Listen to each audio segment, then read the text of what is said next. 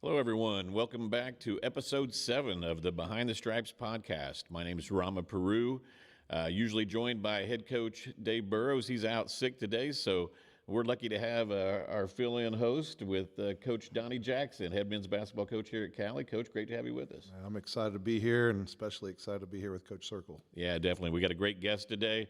As Coach Jackson just mentioned, we've got Justice Circle with us today. Coach, thanks so much for being here. Absolutely. Thanks for having me on. Yeah, well, Coach Circle's no stranger to Cowley Athletics. He was a inaugural member of the Tiger Wrestling team that first year they had here at the program. Came back and was an assistant coach and then became the team's head coach 3 seasons ago. Doing great things with the program. Just won a couple big duels last week against Barton and Neosho to finish undefeated in the conference and win the conference title for the first time since 2020. So congratulations. Thank you. Let's kind of go back in time here, Coach. Tell us a little bit about your life growing up. What was that like? Where were you born and raised? And tell us a little bit about that. Yeah, from Blackwell, Oklahoma. Played sports my whole life, baseball, football, wrestled, loved to hunt. Family's obviously from Blackwell as well. It's, got into wrestling pretty early off into my life and just kind of took it and ran. Played baseball and football through high school as well and FFA. So kind of the whole 9 yards, kind of spread out everywhere, but wrestling was kind of always, kind of the passion and where I felt like I could have the most success. And so being from Blackwell, rich tradition over there. So Sure. we took off with wrestling. Definitely. Yeah. Were your parents pretty supportive in that with you in the Oh, yeah. wrestling? And Yeah. My dad didn't wrestle. Obviously, my mom's from Ponca City, so wrestling was around. But yeah, super supportive, and you got to have that support in that sport. So it's hard. Your ups and downs. Starting when you're young, all you want to do is win. So those times were tough. But yeah, parents definitely supported me and still do. At this sport, you got to have some support system somewhere. terrific.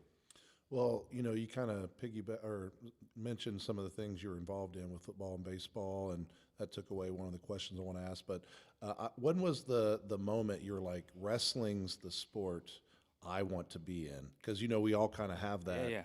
that like moment. And is there anything that you remember as a kid that you're like, this is the sport I want to go into? Yeah, I think at a young age, we just kind of flow and enjoy day by day. Probably middle school, I started having some success toward the back end of middle school, and success is addicting, right? And so had some success and did some things I didn't think I was going to be able to do as a middle schooler. So I think that's probably when I decided, that I wanted to take this thing and run and compete. So I started, doing extra and putting extra in and trying to just find opportunities to kind of elevate my craft with that. And being from Blackwell, those opportunities are there. And so you kind of be as bought in as much as you want. And so probably middle school, probably about the 8th grade year, did some things that are hard to do at the junior high level. And so felt like I really need to jump off into that. So probably about middle school, about 8th grade, I realized that, wrestling was probably going to be for me. Well, to piggyback off your answer there, do you like that within wrestling, it has a team aspect in it, but do you like that individual aspect that you can kind of control more than you can in an overall team sport? Yeah, I'm biased, but there's not another sport like it, right? And so everything that you put in shows at some point, and it's a sport that exposes you. Your diet's not right. You haven't put in the work. You're just practicing when you're at practice and nothing. That's all you're kind of putting in. You'll be exposed to that. So yeah, I really do. I'm a guy that, man, if I don't have a chip on my shoulder, I'm gonna make one. Probably to a fault, but like to prove people wrong. And like I said, maybe that's not the best thing to have all the time, but I like to create a chip on my shoulder, and so yeah, that aspect you can, because at Blackwell we're going to be successful as a team, but it takes individuals as a whole to be successful as a team. Is you got to be successful individually, and so you kind of create that chip on your shoulder as an individual. But yeah, man, it's really like it because there's no excuses, right? When it's just you out there, whatever you're putting in is what you get out. You reap what you sow. So that always comes to fruition and gets shown on the wrestling mat as an individual. Well, thinking about that, is a question I wanted to ask later on, but he's kind of highlighted on it, so I wanted to see if we could carry on with that. The one thing from afar that I've always admired about you is that chip on your shoulder. You can see it, Yeah. and it makes me think of when I was a young coach too, because you mentioned the prove it wrong thing. Yeah. How much does that fuel your daily drive as a head coach? Because it's different as an assistant coach, but how much does that chip fuel you on the daily? And, with you guys having a lot of success this year, do you think that you could lose that chip a little bit? Or do you think it's going to drive you even more? Yeah. Because sometimes we can get comfortable Yeah. when you start having a little success. Yeah, and that's cancer, right? You got to try to get all these guys, my guys, and as well as myself, get comfortable being uncomfortable, right? And if you can stay in that uncomfortableness and you can mentally put yourself to that fire, man, you have a lot of success. But the only fun thing about wrestling is really winning. The training is tough. The discipline, the nutrition, the extra work, it's all tough. So if you're doing all that and you're not winning, it makes it tough. So really the only thing fun about it is winning, and then you kind of get stuck in those wins, those conference titles. But and what I tell our guys is success is a moment, right? You win a big game, you win a conference title, win a regional title, then when that sun comes up the next day, it's gone. You can't relive that moment or kind of hang your hat on that. So it's on to the next thing. And so personally, as a head coach, and your guys see how much you put in as well, and how much time and energy. And so, when I take up a lot of their time, and I'm invested all the time, and they see me in there doing extra with individuals, they know it means something to me. And so it's kind of that respect deal. Sometimes guys don't have it in them or don't care as much for themselves, but when you put time in, you have that relationship, they'll go out there and fight for you. And so, yeah, I created a chip now. I'm the youngest head coach in JUCO, especially in the top 10. And so there's that chip. You can always keep chasing, and I don't get comfortable. It's just kind of on to the next thing. If you don't go win regionals, then the conference title is really for naught. And then once you win regionals, then we go to the national tournament and see how things shake out. And then after national tournament, then you're trying to do it all over again. It's an evolving door. I spend a ton of time recruiting on the road. There's really no time off. I spend all summer in Stillwater running camps and recruiting, and it just never stops. It's tiring, but any accomplishment, anything proven in earth comes from people being tired. You have to, how are you going to execute when you're tired? That's when it comes down to it. There's days that none of us want to get up and do things that we got to do, but it really comes down to who are you when you're tired? When you're tired, it can make a coward of you.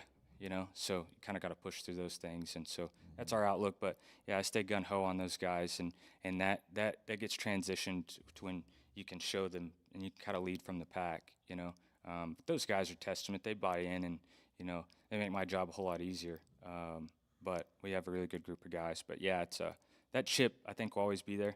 I think it kind of created my junior year of high school. I missed weight at the state tournament, and that's like it's a huge deal, right? Especially being from Blackwell, that hurts your team, and got a lot of fans there. It's a rich tradition, and so, man, there's a lot of people are sour about it. And come back my senior year, you got to deal with those things, and you always got to still hear it to this day.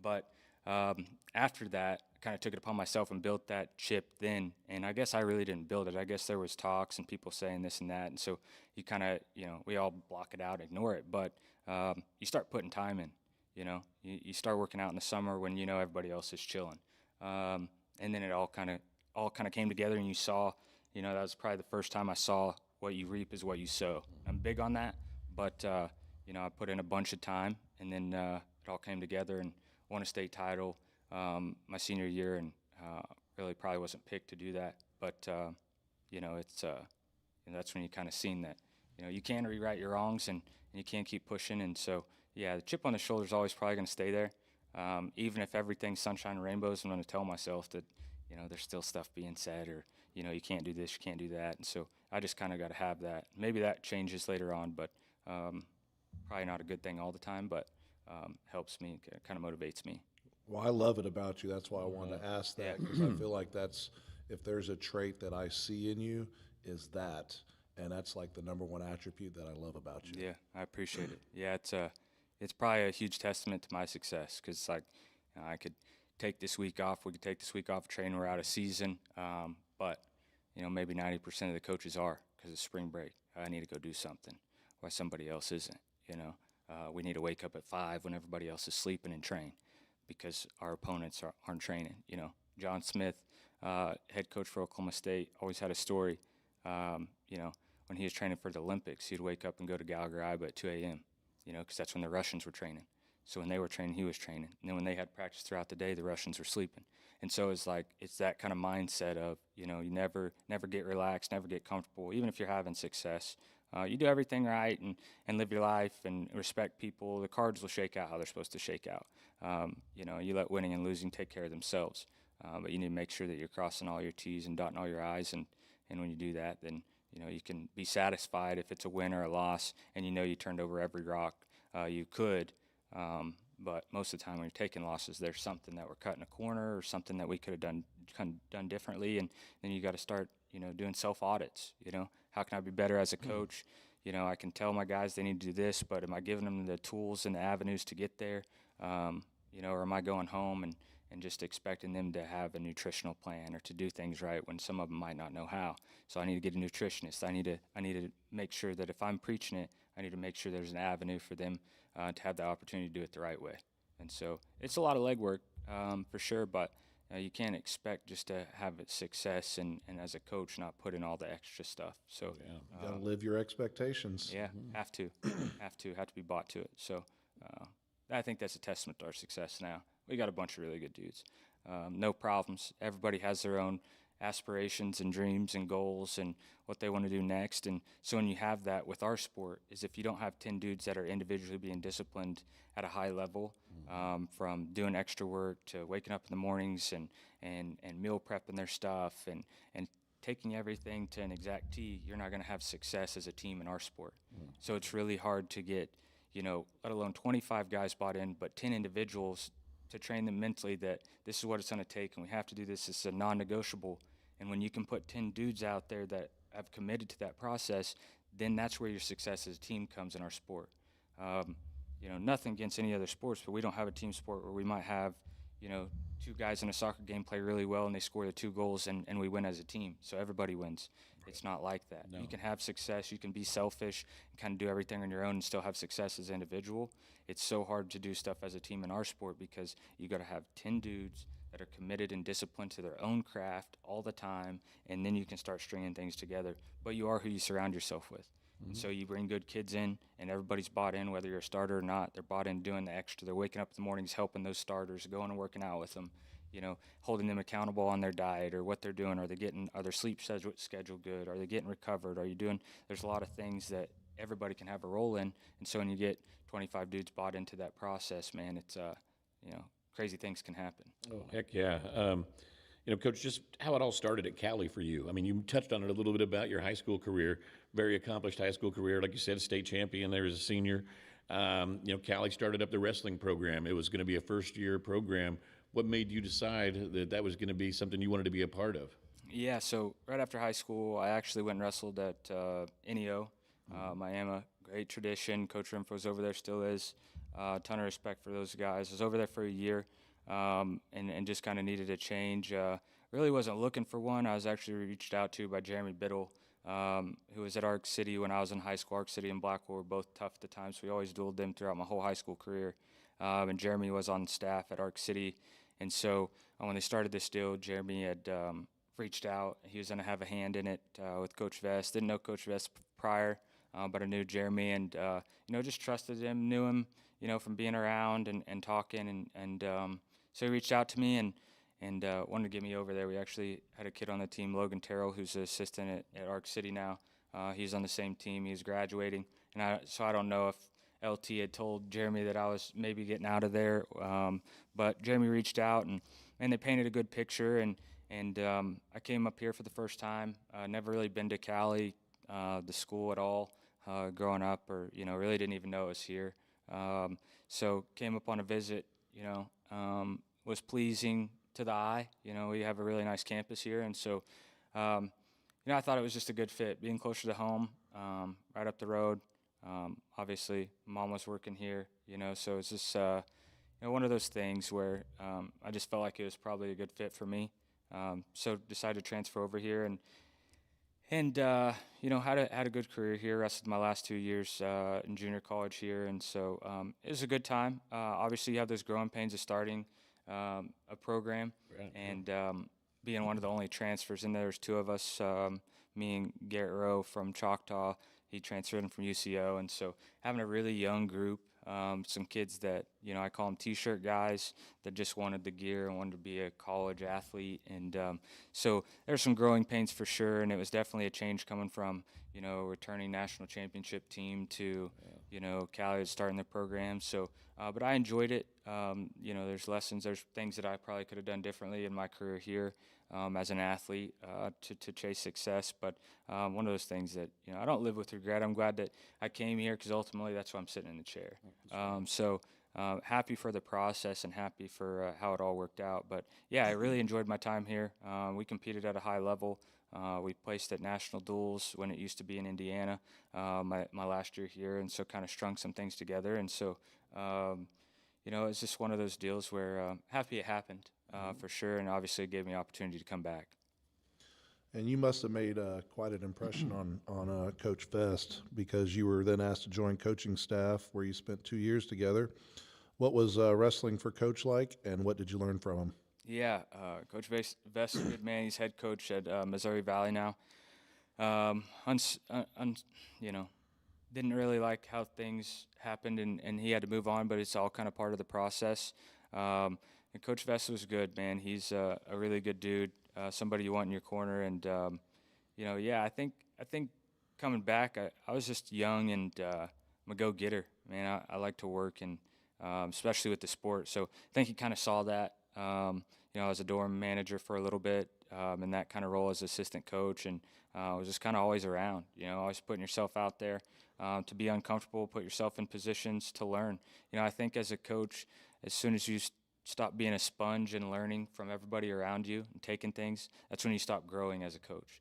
I think that was probably part of the big, and then I have connections at Oklahoma, to get some Oklahoma kids down here. And so it all just kind of worked out.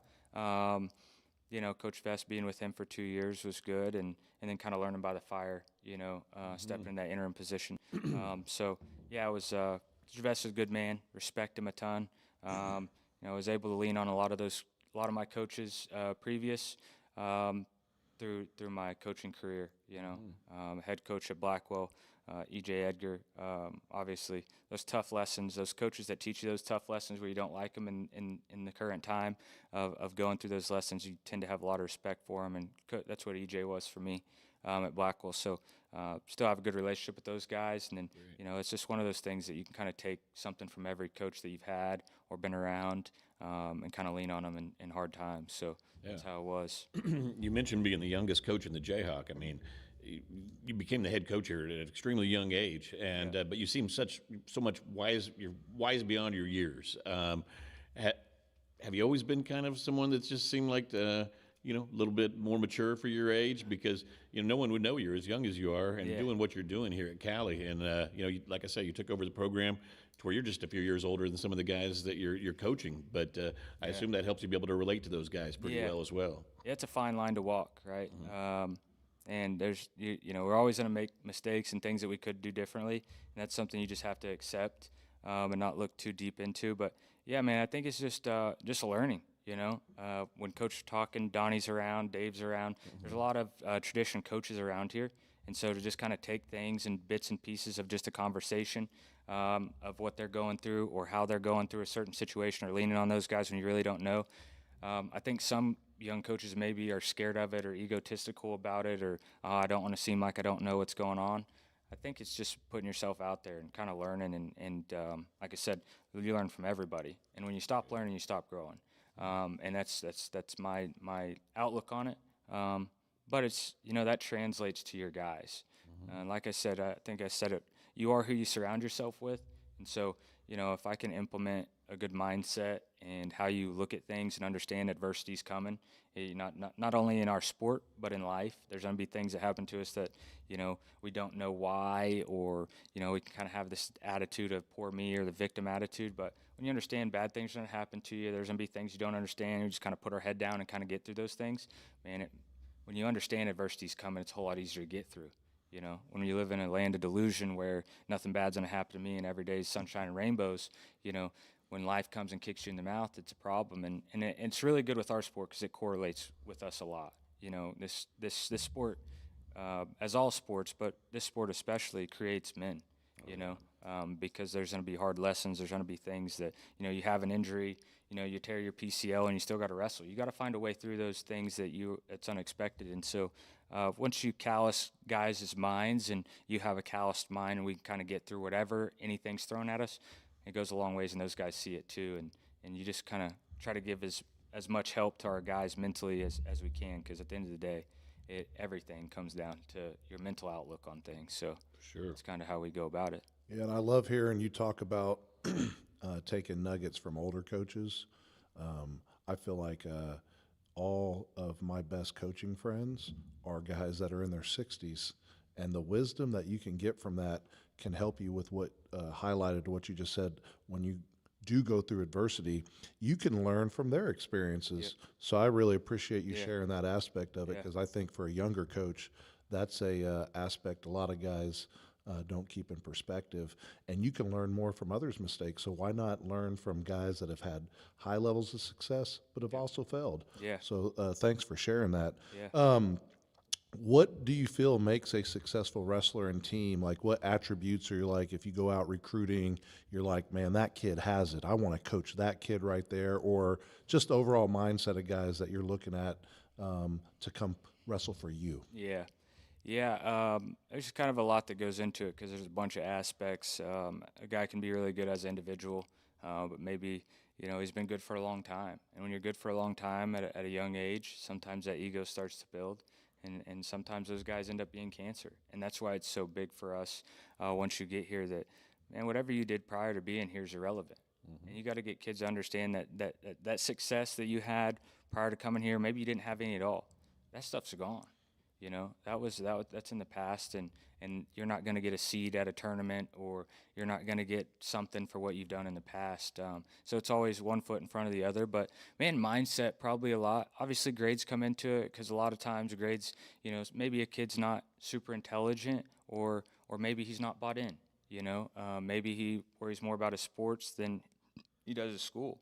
And so it's kind of just one of those things where there's a bunch of things to look at. Obviously, your ability to wrestle. There's a ton of different wrestling styles. You can kind of pick and choose, which are going to be good for your program and your system that you implement. Can that system that they wrestle, that style, can it grow? Everybody can grow and change, but then that comes to your outlook. Are you going to be willing to grow and change some things? So there's a lot that goes into it. My biggest thing, probably looking at guys, I build relationships with my recruits super early. Probably 80% of the guys that are here, I built relationships with them for halfway through their senior year. And so that's how you get the good kids, is build those relationships with. And so, not having a wife or kids, I have some free time, and so I'm able to put a whole lot more time into the sport. And so we'll get done with practice, and I jump in my vehicle and, get to high school practice, and now I'm in that high school room. And so now they've seen me 5 or 6 times before a bunch of these coaches just show up to the state tournament and give them a card and say, hey, we want you to come wrestle for you. I've had them up on visits before, break. You show that investment early, and that goes a long ways. And then when you have a program that you insert the accountability and the discipline, and, there's not going to be, kind of any nonsense, those parents like to hear that.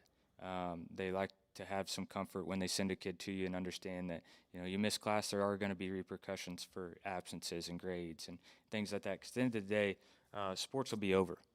There's life after wrestling, and so, that's why it's so important to get these guys a degree and make sure they have a plan when they move on. So, yeah, it's just one of those things where, you can take a kid and put him in an environment and kind of change his outlook and kind of change his trajectory, no matter where he comes from, what his background is, or what his path has been up to that point. but that's surrounding him with good people. And, so a lot of it's your mindset, how you acting after a win, how you acting after a loss. That tells a lot about somebody if you take a hard loss and how they react. And so I'm always looking for that and calling around and getting info on guys. But, there's a lot that plays into it. You know that. Yeah, well, I do have a random question on that. Would you rather take the seasoned veteran that has played a lot or wrestled a lot, or the hungry dog that has something to prove? Because, you get to a point where you're at, you guys just won conference. Now, can you do it again? Yeah. So is that in 2 years? Is it now? So do you take the guy that maybe is at a high level but maybe not have the same drive that the other one is, or would you take the hungry dog? Who would you take today? The hungry dog, because a seasoned vet might always think he's got it figured out. The hungry dog, you can be hungry and I can bring you in and we can perfect things and we can put a whole lot more time in than that seasoned vet that might be relaxed a little bit because he's had success and he thinks he's got it figured out. The dude from the dogs at the back of the pack can always catch the front. It's hard running at the front, It's hard running at the front. And so 100%. you choose the pace. Yep. Dudes behind you, they know where they need to go. When you're up there at the front and you're kind of in the front, man, it's hard to choose that pace. And how hard do we need to train? Do you take the foot off the gas? My deal is, and maybe it's because I'm young and maybe I'll learn later on, but we're going to do everything we can like we're at the back, Whether there's nobody in front of us in the Jayhawk, guess what? There's somebody in front of us in the nation. So we can sit here and say, hey, we got this bullseye on our back and we're going to get everybody's 100% every time we wrestle them in the Jayhawk or in the Midwest, right? And we can take that, well, everybody's wrestling us tough. Yeah, well, we need to be chasing Western Wyoming. We need to be chasing Iowa Central. We're not being chased. We're being chased here. We need to be chasing, the nation, not the Jayhawk or not the region. Yes, it's great, and don't get me wrong, super happy we won the conference. That's something, that, I wanted to do, check that box off the list. But like I said, in our eyes now, and I've been telling my guys since we won the Jayhawk, man, if we don't win region, to me, the Jayhawk ain't nothing. And I remember, what was that, a couple weeks ago when we were in the gym talking to each other, that really sticks out in my mind is, you want to do something here that no one's ever done, and that is to win the region. And so that's where I could tell, I could see where your mindset is on a lot of things, and I love hearing all that, and I know that's what you got your guys motivated to do. Yeah, and like I said, we just train, and try to do everything right, and when you do that, you can sit back or sit in the corner or sit on the bench, and when your guys that you're sending out there have done everything they can possibly do, to your knowledge, and they've done everything right, and you see them put in their work, and maybe it's a day where things don't shake out your way. It's just part of the sport, but we got to make sure we're doing everything right, and we're not taking days off, and you get the conference shirts and you get the number of 2026 that goes up on the window. You get all that, but that's all cool. But that's not why we're here. We're not here to win the Jayhawk. We're not here to win the region. I'm here to win a national title. And so when you chase that, these are little small victories, but I told the guys last year, all my returners could tell you, I sat them down in April and I said, hey, look, the Jayhawks wrapped up. We got guys coming. We'll win the Jayhawk. We're chasing the region and the national title. So, yeah, you guys haven't experienced that here at Cowley of winning the conference, but I'm telling you now, it's wrapped up. The work's been done on my end to get the guys in here that we need to have success, and that part's done. So we're either going to, if you're a returner, you're either going to be bought in at a high level, or this ain't the place for you. And unfortunately, sometimes it is what it is, and some of those guys end up not being here, and then the ones that are here are relishing in that success. But man, good things don't come easy. It's a lot of work and a lot of sacrifice. There's nothing good in life comes from without sacrificing something. And so when you understand that, those days that the training's hard and you're tired and it's just one of those things, it's a grind, man, get up and do. Get up and do the grind and understand that this is just part of the process. The process is more important than the product.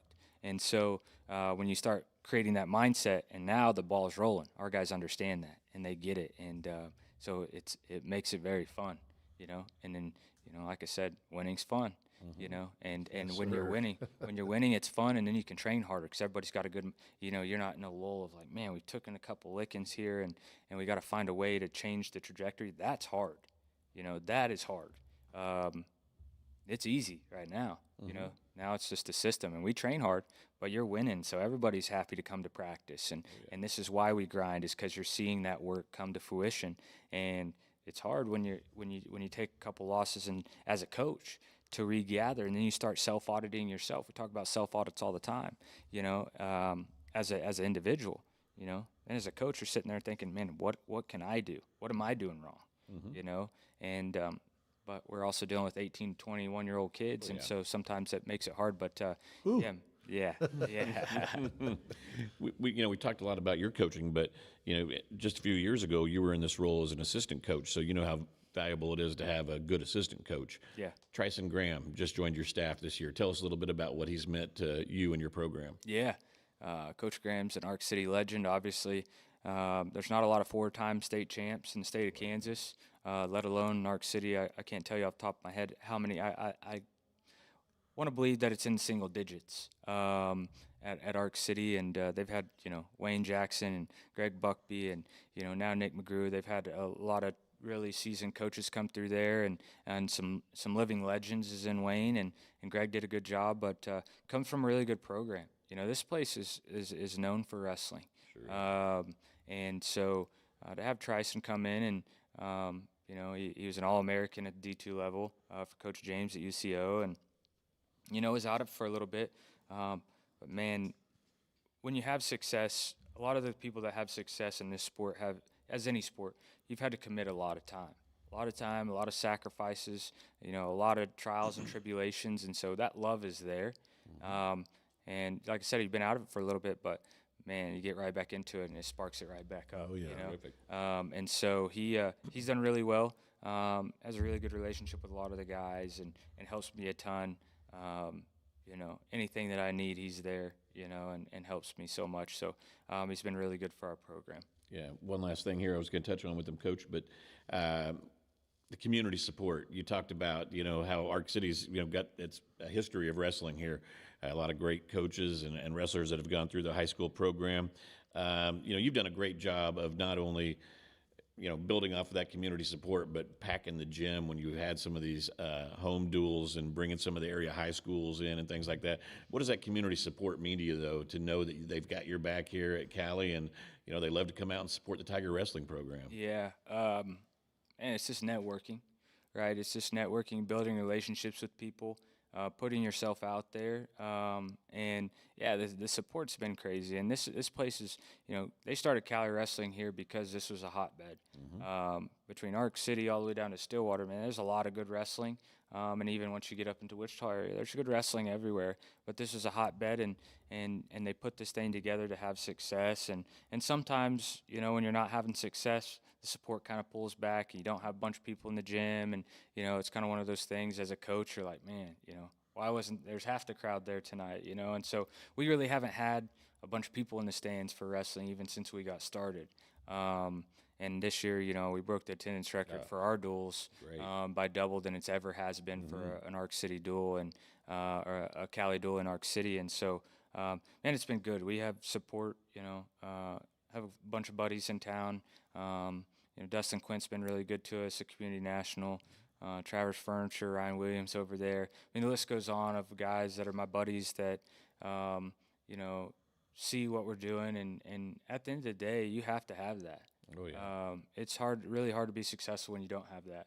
And it branches off to, we get a lot of support, all the way from Stillwater, of Coleman Scott being at the farm and helping our guys and letting us train there in Stillwater, and and letting them come in and practice with us, and just doing those things that, you might get out of practice and you might not want to go down to high school practice, but being seen and giving your time to people when you don't have to goes a long ways, and that always gets you paid most of the time. And so I think it's, it's hard to go out and just ask for support, and, you're constantly just asking, but if you go and start giving your time, if you can give something back to them, or show that, you want to help, people are more willing to help you. And so I think that's just the right way to go about it. Terrific. Yeah, I was going to ask, your mom, brought her up, or Rama brought her up earlier, Tracy. She works here, and a huge supporter of you and the wrestling team. How influential has her and your dad been in your personal and coaching success. Yeah, a ton, right? Can't speak enough about my parents, but my mom helps a ton at being up here. Things that, I'm very fortunate that, she can help a ton, if I get in a pinch and, didn't send an absent list or something like she's there to help or to guide me in where I need to go and it's just a simple call. I know there's a ton of people that willing to help that I could call, but it's easy. She kind of keeps me in line too and making sure that, I get so one-track minded about winning and the training aspect of it and making sure my guys are doing some other things you need to do. I lose sight of, right? And you need to send an email and let the teachers know they're going to be gone.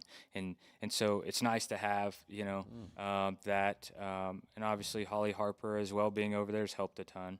My guys love to go in there and hang out with them and Amy, and they get them snacks. Sometimes I wish they wouldn't, but yeah, they're a mom figure. Those three ladies in there are mom figure to a lot of our guys too, and that helps with guys coming kind of from all over and just kind of building that family aspect. And it has to be a family, and you need people around you, and so some days I'm the bad guy. I'm the guy that has to give some tough words and some tough lessons, and so they can go in there and vent to my mom or whatever, and then I'll probably hear it later on, but it's just one of those things that But you do need that. Yeah, you do, and this place, like I said, I was at NEO, and this place is just Cowley is just unlike any other, from all the coaches being kind of on the same page, and all the coaches want to win here, and if for sure. It's very rare that you can go to a college institution and all the coaches are buddies, or they can call you up and you have that relationship, and that's rare. And that goes all the way, not just on the athletic side, but on the admission side. From Jamie McGee to Darcy Sampson, this is just a one big family in a small town, and so you build those relationships with these kind of people, man. Everybody's willing to lend a hand. And that's something rare that I think not everybody has, but I think it's a testament to the success in that whole athletic department. Yeah, it helps make Cowley special, doesn't it? Yeah, the whole athletic department here is, there's not a lot like it. Across the board, we're really tough, and that takes everybody. Even some people that don't realize it, from the professors. Everybody across the board has a hand in it, but sometimes they just don't realize it. Sure, and the maintenance, the janitorial staff, everybody. I mean, it takes everybody. The whole 9 yards. Doing their jobs, that's right. I know you're extremely busy with your job. You take it so seriously. When you're not coaching, like you say, you're out recruiting. But when you give yourself a little bit of some downtime, what's kind of a hobby you have, or what do you enjoy when you have some free time to yourself? Yeah, I like to hunt, man. It's like I decompress for me. I kind of disconnect. Now hunting season just ended a couple weeks ago, so makes it kind of tough. But we're right here on the tail end of things. But definitely over Christmas break, Thanksgiving break, when I have some time, guys get to go home. On the weekends, we'll run practice midday, so we can go hunt. And a lot of wrestlers are hunters, and that's kind of their disconnect. We got a ton of guys on our team that hunt as well, and so it's kind of one of those things where you just kind of get away and kind of live stress-free for a little bit and kind of have your own time just by yourself. And, there's a lot of them that do it with this sport. Maybe we're all just good old country boys or something, but there's a lot of people that use that hunting as that avenue. So, man, I like to hunt. Got a dog. It's a hunting dog, and so she's my baby. So we hunt quite a bit. Oh, great. Well, this will be off subject then, give me off the top of your head, your top 5 songs on your playlist right now, so people have an insight to what you like to listen to. And kind of depends. Music is kind of way to express yourself, whatever you're feeling, I think. So, it's a wide variety with me. Right now I'm on some Red Dirt stuff. South of Sandy by Zach Top. He's a lot like Keith Whitley. Love Keith Whitley. He's really an old soul. That's a young guy right now. He is. He's got that voice of a '80s country singer. Yeah, it varies, man. Mike Jones. Yeah.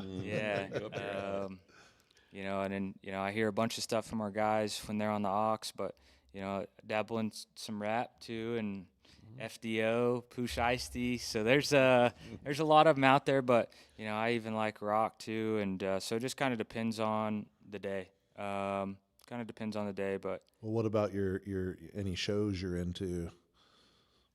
man, If you even have time, because like I know me during yeah. season, I don't watch TV. Do you watch any? Yeah, occasionally. Little side story. Have either one of you seen the Boondock Saints? I've not seen the whole thing, but I know what you're talking about. Yeah. Yes, I love those kind of movies, though. Yeah.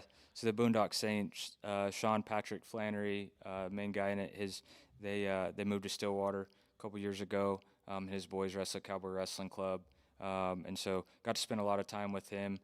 He has a movie. His latest movie is called Nefarious. Came out 2021, I believe.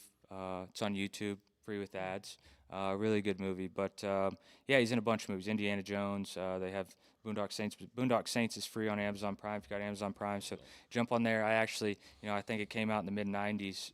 But I actually just recently watched it after I got to spend time with Sean and hang out with him. But really good movie. Really good action movie. Yellowstone. Really liked Yellowstone. Usually over summers when I'm driving a lot, I probably shouldn't say that, but I'd seen the previous podcasts with you two, and Donnie was on here.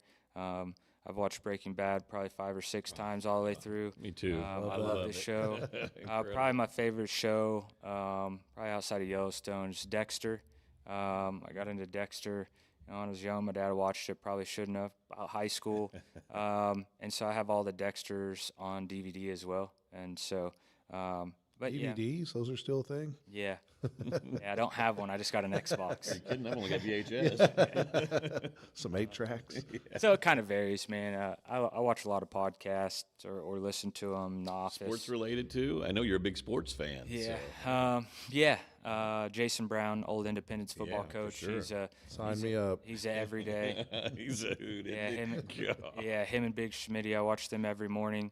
So he's a regular every morning. I watch them, and if I didn't get to finish it in the office when I'm doing stuff in the mornings, I'll finish it when I get in bed. So, it's a different level change with Jason Brown, but he means well, and he's going to tell you how he feels, and I really like that. He really doesn't care what you think, and at the end of the day, you get wrapped up in people's opinions, man. That's when you kind of get lost, and he says some off-the-wall stuff, but it's what he believes, and I like that about him. Yeah. But sometimes it is a little crazy. So. Well, and when you're with your team, it's you and your team. Who cares what the outside noise is? So, and speaking of your team, been ranked in the top 10 for the majority of this season in an incredibly tough J-Out conference. As we mentioned, finished undefeated in the dual season in conference. And so what's going to be the key for your team to try to win that first region title and to try to go on and have a finish at nationals that you want? Make it as simple as possible. Do your job. You guys, they've been doing it all year. So nothing really changes. These are opponents now. The thing is it's hard to beat anybody 2 or 3 times. And we see a lot of these teams. Some of our guys have wrestled them 3 or 4 times. So you got to understand you might have pinned some dude previous, but you got to expect it's gonna be that's not gonna be the same outcome. And sometimes it is, but you just got to kind of, like I said, the mental side of it goes into it. Just keep doing what we're doing, and it's working. And they trust it, and they've seen the transition of the success of, this stuff is rough, but we're having success from it. So we'll suffer this week, and then on Saturday we'll reap the benefits, and we'll do it all over again. And so nothing changes for us. It's just keep doing the same thing. And at the end of the day, it's pretty simple too. When you come into practice, get better every day. Right. We don't need to complicate it. Get better. Whether it's 5%, 1%, do extra more than you did yesterday. Brick by brick, day by day. You win enough days in the week, you win the week. You win enough weeks, you win the month. You win enough months, you win the year. You win enough years, you win the life. So just keep on stacking. And why let the foot off the gas now? Yeah. I mean, we're already made it this far. Let's keep going. Well, that's when you got to trick them. You haven't accomplished nothing. Yep. Congratulations, you're supposed to do that. That was decided last April. I knew we were going to win the conference. So big whoop, win the region. Yeah, and we'll see. Maybe I'll give you some flowers then. And what's the next challenge? Yeah. So just kind of, keeping everything going. keep stacking. Yeah, this is so much fun for me to be around a couple coaches that have that kind of mindset, and I can see why you're both so successful. I mean, Appreciate it's you enjoy that one for that night, and then it's moved right on to the next. move you on. know? So, Yep, have to. Well, and that's a special trait. piggybacking off that, I know you're not an old head, but you're also not the youngest out there. What advice would you give any young person that's thinking about getting into coaching? Because it is a grind and it is a commitment and it is a sacrifice. What advice would you give? Yeah, I think that before you step off into anything, whether it's coaching or whatever you want to do, I think the biggest thing is to understand the pathway there, right? What are your goals? How are you going to get there? And what are the struggles going to be in between? And you won't know all of those. A lot of those will come up. But as a young coach, man, just you got to understand that, it's the same way. Nothing changes from being an athlete to being a coach. You still got to put the work in. It's just I don't get to lace them up anymore, outside of practice. I still roll around with the guys every day, but I don't get to go out there and compete. And so you got to prepare them for them to go do it. It's a little bit different. But just understanding the pathway to it, understanding that there's going to be hurdles and understanding it's going to be hard. And sometimes mentally, if you make it harder than what it is, then it's easy, right? But yeah, man, it's tough. It's tough, and to lead 18 to 25 guys at a young age is really hard to do. And so just to understand the process of what it's going to be, anything, understand what comes along with it. What's the pros? What's the cons? How are you going to get through battles? And sometimes you don't know those battles, but like I said, if you know they're coming, you're going to be all right. Yep. And so just kind of knowing what it's going to take, doing your research on the coaching side of, how to be successful and what it's going to take if you're a young coach, because it ain't easy, but without having a wife or kids, you make it a whole lot easier. And I think that's a big part of my success is to have the time to invest back in the program for the next year. Mm-hmm. And I think that's how I'm going to do it year after year after year. And then once the ball gets rolling, you go make a run at the national tournament or you win a national title, and we're seeing it now. Everybody wants to come wrestle, and then when you have connections to some big names and you are seen all the time and people know that you're investing in it, and these head high school coaches are seeing that, you're spending a lot of time on the road and at pointless practices just to build relationships with you. Those high school coaches see it. Yeah. Like, man, he's invested in it. And so they tend to send you their kids because they know that you're not just selling the used car, And so, it's just understanding that it's a grind and success isn't given. And there's sacrifices and there's things that you got to give up, family time, things you want to do. Financial. I mean, there's a lot that goes into it, man. And so just understanding that process, I think, is the biggest thing. Sure. Well, Coach, it's been amazing talking with you today and learning more about you, and and I can see why you're having such great success with your program. Let everybody out there that's listening know about regionals this weekend. Then. Yeah, regionals in Pratt Saturday. It'll be on Flow Wrestling, and like I said, we're set up really good in the region, but still got to do it. Mm-hmm. And so be very exciting. It'll be fun. We'll go have fun and enjoy it. These sophomores, this is, the last bit for them, right? Mm-hmm. And so these are the last 3 practices. We've been talking about it for the last 3 weeks, man. You only got this many amount of practices. You only have this many weigh-ins. And so instead of just coming in, it's grind every day, and next thing, it's over. When you start identifying that, hey, I only got 17 more practices in here, well, then your mindset kind of changes. Those days you want to feel bad for yourself, like, man, this is a grind, but I only got 5 more days left. Right. I only got 5 more opportunities to get better before we go to the regional tournament. And that's how our outlook's been on it. And so super excited for those guys. And you work all week and you work all year for opportunities like this. And, there's some pressure there. There's some people hunting for us that we upset, winning the conference. They're upset about that. And there's people after us for sure. We know that, and we've identified it, and we know it's coming. And these are the times that you work for, and this is where it's fun. Mm-hmm. So don't let the pressure make it something it's not. And our guys know pressure is a privilege, and we like it. And that's where we wrestle the best is, when you stack it up against us. So it's that chip, right? So it's going to be exciting. It'll be a fun tournament for us. Then we have the national tournament first weekend of March up in Council Bluffs, Iowa.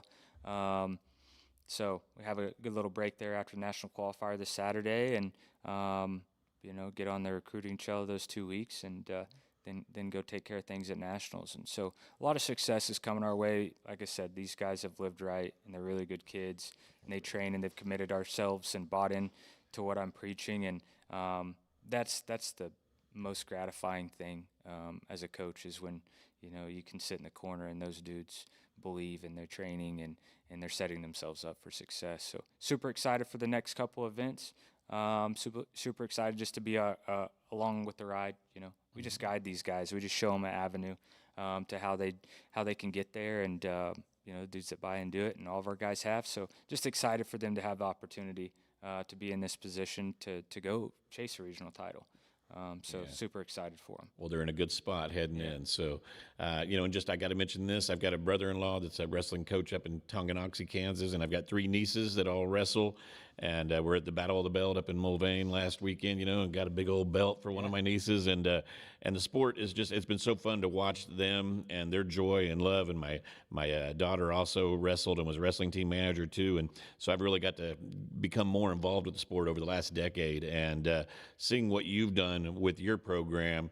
And, I'm sure they're all going to watch this and be really intent to learn how you've been able to be so successful with your guys, and really appreciate you coming on today.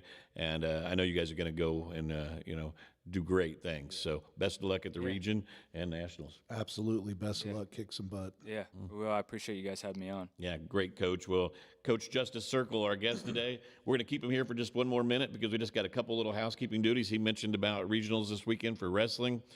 These guys are going to be on the road tomorrow, up at Pratt tomorrow, and won't be back at home until next Wednesday. They'll take on Garden City. The ladies and the men will play at 5:30 and 7:30. That'll be a homecoming game. The return of Tommy DeSalm. That's right. And I think our next 2 home games are the return of Tommy DeSalm and Eric Nitchie. So we got Garden City and Butler. So come on out and support the Tigers in those ones. Also softball. Hard to believe, but they have their home opener next Thursday. So come on out and support the Lady Tiger softball team. And just wanted to wrap this up with you guys. Justice and I have been to a concert before. I've been with Chris Ripley to a concert. Need to get out with you. But I don't know if you guys knew this, but my grandpa was in a band back in the day called the Hinges. I don't know if you guys know. Yeah, they opened for the Doors. So That's all big time. Yeah, so He's been working on that one. all right, that was a joke of the day, guys. So, hey, appreciate y'all out there listening. Can't wait to be back for episode 8 of Behind the Stripes podcast next Tuesday. Thanks again to Coach Justice Circle, Donnie Jackson, and Chris Ripley for always doing all the work behind the scenes. We'll catch you next Tuesday.